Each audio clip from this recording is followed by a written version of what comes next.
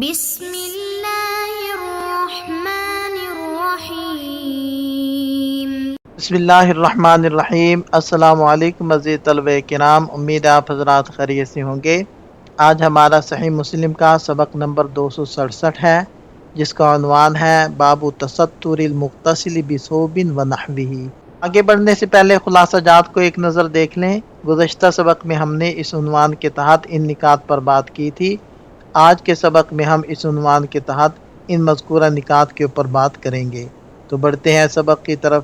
وبه قال وحدثنا يحيى بن يحيى قال قرأت على مالك عن أبي النضر أن أبا مرة مولى أم هانئ بنت أبي طالب أخبره أنه سمع أم هانئ بنت أبي طالب تقول ذهبت إلى رسول الله صلى الله عليه وسلم عام الفتح فوجدته يغتسل وفاطمة ابنته رضي الله عنها تستره بثوب۔ حضرت ام ہانی بنت ابو طالب فرماتی ہیں کہ میں فتح مکہ والے سال نبی پاک صلی اللہ علیہ وسلم کے پاس گئی تو میں نے نبی پاک صلی اللہ علیہ وسلم کو غسل کرتے ہوئے پایا، اس حال میں کہ آپ کی صاحبزادی حضرت فاطمہ رضی اللہ عنہا آپ علیہ السلام کو آڑ میں لیے ہوئے تھیں۔ اس اسناد کے رجال 5 ہیں۔ پہلے ہیں یحییٰ بن یحییٰ التمیمی، دوسرے ہیں مالک بن انس بن مالک، تیسرے ہیں ابو النضر سالم بن ابی امیہ ثقۃ ثبت، چوتھے ہیں ابو مرہ مولا ام ہانی بنت ابی طالب ثقۃ۔ حضرت ام ہانی رضی اللہ عنہا قبیلہ بنو ہاشم کی ایک جلیل القدر خاتون ہے، جو ابو طالب کی صاحبزادی اور حضرت علی المرتضیٰ رضی اللہ عنہ کی سگی بہن ہے۔ آپ کا نام فاختہ تھا، جبکہ بعد نے ہند بھی ذکر کیا ہے۔ آپ کو نبی پاک صلی اللہ علیہ وسلم سے احادیث روایت کرنے کا شرف حاصل ہے، اور آپ علیہ السلام سے روایت کرنے والوں میں آپ کے آزاد کردہ غلام ابو مرہ کی بار تابعین جیسے امام شعبی، مجاہد، عروہ بن زبیر اور آپ کے پوتے جادہ، یحییٰ اور ہارون شامل ہیں۔ آپ کا نکاح حبیرہ بن ابی وہب مخزومی سے ہوا تھا، جن سے آپ کے 4 بیٹے عمرو، ہانی، یوسف اور جادہ پیدا ہوئے۔ آپ فتح مکہ کے موقع پر مشرف اسلام ہوئیں، جبکہ آپ کے خاوند حبیرہ اس وقت مکہ چھوڑ کر بھاگ گئے تھے۔ ایک اہم تاریخی واقعہ یہ بھی ہے کہ نبی پاک صلی اللہ علیہ وسلم نے آپ کو نکاح کا پیغام دیا تھا، لیکن آپ نے بچوں کی پرورش اور دیگر اعذار کی بنا پر معذرت کر لی تھی۔ آپ حضرت علی رضی اللہ عنہ کی شہادت کے بعد بھی ایک طویل مدت تک حیات رہیں، اور حضرت امیر معاویہ رضی اللہ عنہ کے دور خلافت میں آپ کا انتقال ہوا۔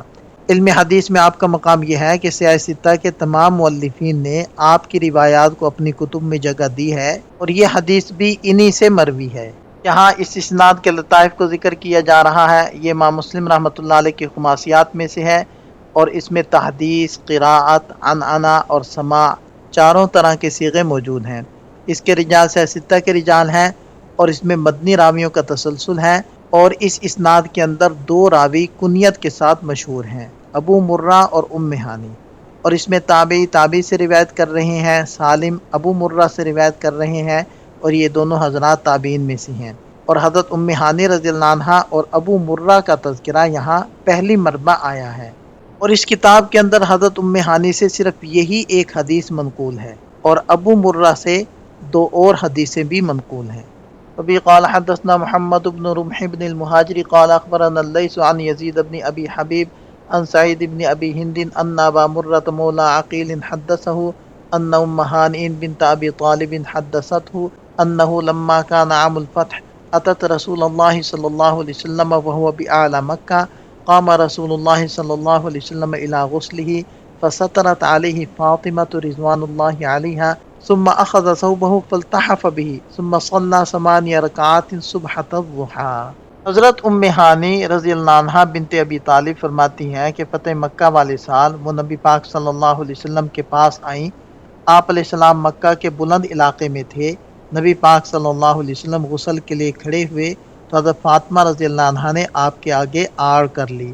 پھر آپ علیہ السلام نے کپڑا لیا اور اسے اپنے جسم پر لپیٹا اور چاش کی 8 رکعات پڑھیں۔ اس اسناد کے رجال 6 ہیں۔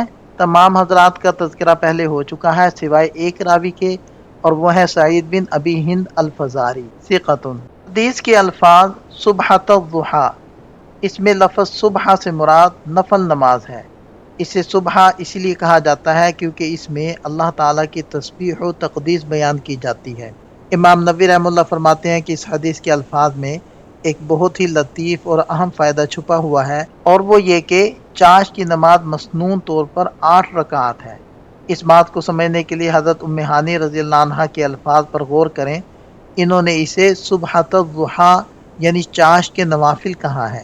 یہ اس بات کی صریح دلیل ہے کہ یہ ایک طے شدہ اور معروف سنت تھی جسے آپ علیہ السلام نے چاش ہی کی نیت سے ادا فرمایا۔ بعض لوگ دوسری روایات یعنی جن میں صرف یہ ذکر ہے کہ آپ علیہ السلام نے فتح مکہ کے وقت 8 رکعات پڑھیں، ان روایات کو دیکھ کر یہ وہم کر سکتے ہیں کہ شاید یہ چاش کی نماز نہیں تھی بلکہ نماز فتح یعنی شکرانے کے نوافل تھے جو اتفاقاً چاش کے وقت ادا ہوئے۔ لیکن حضرت ام ہانی رضی اللہ عنہا کا اسے خاص طور پر صبحۃ الضحیٰ کا نام دینا اس خیال کی تردید کرتا ہے۔ اسی لیے متقدمین اور متاخرین تمام جید علماء اس حدیث سے یہی استدلال کرتے آئے ہیں کہ چاش کی مسنون رکعات کی تعداد 8 ہے۔ یہ حدیث متفق علیہ ہے اور دیگر ائمہ حدیث نے بھی اپنی اپنی کتابوں کے اندر اس حدیث کو ذکر کیا ہے، جس کی تفصیل یہاں موجود ہے۔ یہاں سے اس حدیث کے فوائد کو ذکر کیا جاتا ہے۔ اس حدیث سے یہ ثابت ہوتا ہے کہ غسل کرتے وقت پردے کا اہتمام کرنا نبی پاک صلی اللہ علیہ وسلم کی سنت ہے تاکہ انسان دوسروں کی نظروں سے محفوظ رہ سکے۔ اگر مرد اور اس کی کسی محرم خاتون جیسے بہن یا بیٹی کے درمیان کپڑے یا دیوار وغیرہ کا باقاعدہ پردہ موجود ہو تو اس صورت میں وہاں غسل کرنا جائز ہے، جیسے کہ حضرت فاطمہ رضی اللہ عنہا نے نبی پاک صلی اللہ علیہ وسلم کے غسل کے وقت پردہ کر رکھا تھا۔ دوران غسل اگر کوئی شخص باہر سے آ جائے تو غسل کرنے والے کو سلام کر سکتا ہے، کیونکہ حضرت ام ہانی رضی اللہ عنہا نے نبی پاک صلی اللہ علیہ وسلم کو اس حالت میں سلام کیا تھا اور آپ علیہ السلام نے اس پر کوئی اعتراض نہیں فرمایا۔ ضرورت کے وقت غسل کے دوران بات کرنا بھی جائز ہے، کیونکہ جب حضرت ام ہانی نے سلام کیا تو آپ علیہ السلام نے دوران غسل جواباً پوچھا تھا کہ یہ کون خاتون ہے۔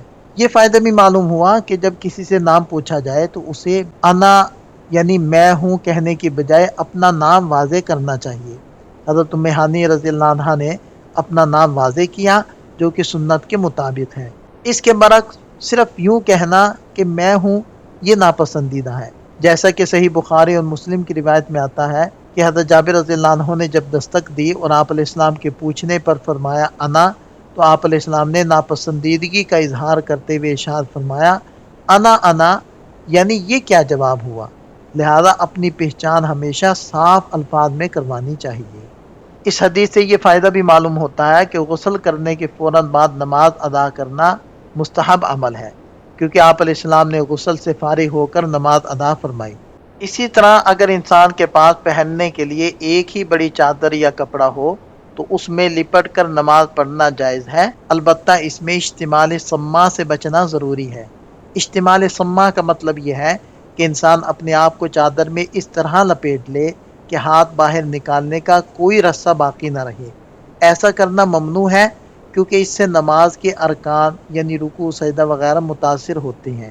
اسی طرح ایک چادر میں احتبا یعنی گوٹھ مارنا اور چت لیٹ کر ایک ٹانگ دوسرے پر رکھنے سے بھی منع کیا گیا ہے اگر اس سے سطر کھلنے کا اندیشہ ہو۔ اس حدیث سے چاش کی نماز کا مستحب ہونا بھی ثابت ہوتا ہے۔ یہاں علماء کے درمیان ایک علمی بحث ہے جس پر ہم پہلے بھی گفتگو کر چکے ہیں کہ فتح مکہ کے دن آپ علیہ السلام نے جو 8 رکعات پڑھی کیا وہ فتح کی خوشی میں شکرانے کے نوافل تھے یا چاش کی نماز؟ اگرچہ بعض اسے نماز فتح کہتے ہیں، لیکن صحیح قول یہی ہے کہ یہ چاش کی نماز تھی۔ اس کی سب سے بڑی دلیل حضرت ام ہانی رضی اللہ عنہا کے اپنے الفاظ ہیں کہ انہوں نے اسے صبحۃ الضحیٰ یعنی چاش کے نوافل قرار دیا۔ امام ابو داؤد رحمہ اللہ کی روایت میں صراحت ہے کہ آپ علیہ السلام نے اس دن چاش کے 8 نوافل پڑھے۔ اگرچہ اس کی سند میں کچھ کلام ہے، لیکن علامہ ابن عبد البر نے اپنی کتاب التمہید میں حضرت ام ہانی رضی اللہ عنہا سے مروی ایک اور واضح روایت ذکر کی ہے جس میں وہ کہتی ہیں کہ میں نے آپ صلی اللہ علیہ وسلم سے اس نماز کے بارے میں پوچھا تو آپ علیہ السلام نے خود ارشاد فرمایا یہ چاش کی نماز ہے۔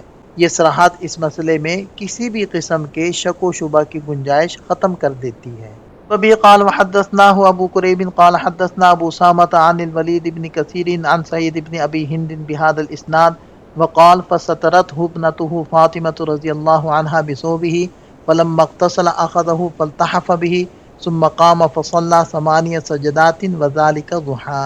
حضرت سعید بن ابی ہند سے بھی اسی طرح کی ایک روایت مروی ہے کہ نبی پاک صلی اللہ علیہ وسلم کی صاحبزادی حضرت فاطمہ رضی اللہ عنہا نے اپنے کپڑے سے پردہ کیا۔ جب آپ علیہ السلام غسل سے فارغ ہو گئے تو آپ صلی اللہ علیہ وسلم نے کپڑے کو اسی طرح لپیٹا اور چاش کی 8 رکعات پڑھیں۔ اس اسناد کے رجال 4 ہیں۔ پہلے ہیں ابو قریب محمد بن علا الحمدانی ثقۃ حافظ، دوسرے ہیں ابو اسامہ حماد بن اسامہ بن زید القرشی ثقۃ ثبت، تیسرے ہیں ولید بن کثیر المخزومی۔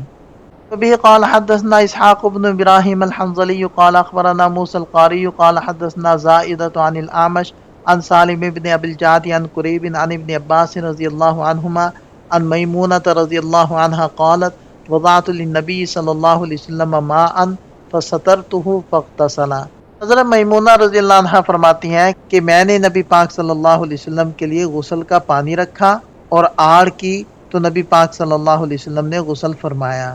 اس اسناد کے رجال 8 ہیں۔ پہلے ہے اسحاق بن ابراہیم الحنظلی جو ابن راہوی کے نام سے معروف ہیں ثقۃ ثبت، دوسرے ہیں موسیٰ القاری، تیسرے ہیں زائدہ بن قدامہ الثقفی، چوتھے ہیں الاعمش سلیمان بن مہران ثقۃ ثبت، پانچویں راوی ہیں سالم بن ابی الجعد ثقۃ، چھٹے نمبر پر ہیں قریب بن ابی مسلم الہاشمی ثقۃ، اور ساتویں ہیں حضرت ابن عباس رضی اللہ عنہما، اور 8ویں نمبر پر ہیں حضرت میمونہ بنت الحارث الہلالیہ رضی اللہ عنہا ام المؤمنین ہے، اور 51 ہجری کے اندر ان کی وفات ہوئی۔ یہاں اس اسناد کے لطائف کو ذکر کیا جا رہا ہے۔ یہ امام مسلم رحمۃ اللہ علیہ کے سمانیات میں سے ہیں۔ اس کے رجال سے 6 کے رجال ہیں، اور اس میں سالم تک کوفی راویوں کا تسلسل ہے، سوائے امام مسلم رحمۃ اللہ علیہ کے استاد صاحب کے کہ وہ مروزی ہیں، اور بقیہ راوی مدنی ہیں، اور اس میں 3 تابعین ہیں جو ایک دوسرے سے روایت کر رہے ہیں، اور اس میں صحابی صحابیہ سے روایت کر رہے ہیں جو ان کی خالہ ہیں۔ یہاں ان احادیث سے حاصل ہونے والے فوائد اور نکات کو ذکر کیا جا رہا ہے۔ یہاں ہمارا سبق مکمل ہو جاتا ہے۔ ایک نظر خلاصے کو دیکھ لیں۔ اس سبق سے متعلق چند سوالات ہیں، ان کے جواب تحریر کریں۔ ملتے ہیں نئے سبق کے ساتھ۔ اللہ تعالی ہم سب کا حامی و ناصر ہو۔ دعا میں یاد رکھیے گا۔ السلام علیکم۔